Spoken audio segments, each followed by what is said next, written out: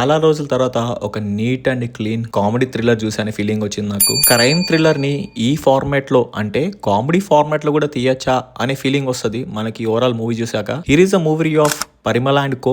Movie directed by Pandiraj, steering Jayaram గారు and Urvashi గారు. కొన్ని మూవీస్ చూస్తే మనకు స్క్రీన్ ప్లే గానీ స్టోరీ గానీ తీసుకున్న ప్యాటర్న్ చాలా యూనిక్ అనిపిస్తాయి. సో అలాంటి స్టోరీ ఇది కూడా. ఎందుకంటే వాళ్ళు చెప్పాలనుకున్న పాయింట్ ఒకటి, బట్ స్క్రీన్ ప్లే తీసుకెళ్లే విధానం ఇంకా చాలా బాగా అనిపించింది నాకు.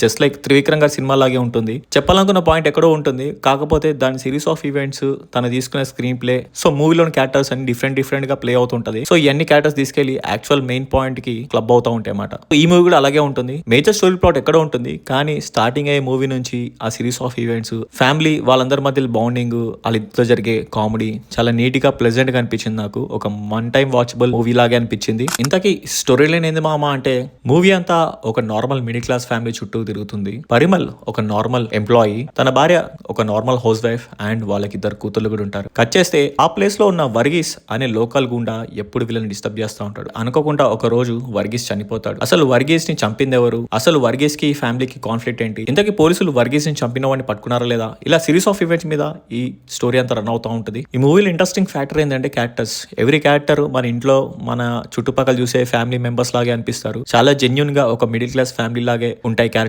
స్పెషల్ గా వాళ్ళిద్దరు కూతుళ్ళు పర్ఫార్మెన్సెస్ అయితే నెక్స్ట్ లెవెల్ ఉన్నాయి. సీన్స్ కూడా చాలా ప్లెజెంట్ గా ఉన్నాయి. అంటే మన ఇంట్లో జరిగే సీన్స్ ఇలాగే ఉంటాయి కదా అని మనకి ఫీలింగ్ కూడా వస్తుంది. ఆ ఫాదర్ ఆ డాటర్ మధ్య రిలేషన్షిప్, సో మదర్ క్యారెక్టర్ కూడా చాలా ప్లెజెంట్ గా రియలిస్టిక్ గా అనిపించింది నాకైతే. ఎప్పుడైతే క్రైమ్ జరుగుతుందో అసలు క్రైమ్ ని ఎవరు చేశారు, ఆ ఫ్యామిలీ మెంబర్సే క్రైమ్ చేశారా అంటూ వాళ్ళలో వాళ్ళు సస్పెక్ట్ చేసుకోవడం, ఒక పక్కన పోలీసులు కూడా ఇన్వెస్టిగేషన్ చేస్తూ ఇంతకి క్రైమ్ ఎవరు చేశారు అని సిరీస్ ఆఫ్ ఈవెంట్స్ చాలా బాగా అనిపించింది నాకు. మూవీ మొత్తం చాలా ఇంట్రెస్టింగ్ గా ఉంది. స్క్రీన్ ప్లే అంతా ఎక్కడ మన డిస్టర్బెన్స్ లాగు అనే ఫీలింగ్ కూడా రాదు. ఒక మంచి ప్లెజెంట్ మూవీ చూసా అనే ఫీలింగ్ అయితే మనకు వస్తుంది. అండ్ ఆల్సో మూవీలో కామెడీ కూడా చాలా బాగుంటుంది. మన ఇంట్లో మన మమ్మీ మన డాడీ సెటారికల్ గా వేస్తే ఎలా ఉంటుందో అలాగే రియలిస్టిక్ గా ఉంటాయి డైలాగ్స్ కూడా. చెప్పాలంటే తెలుగు డబ్బింగ్ నాకు చాలా బాగా అనిపించింది. ఆ క్రైమ్ చుట్టూ జరిగే ఫన్నీ సీన్స్ అని చాలా ఎంగేజింగ్ చేశాయి.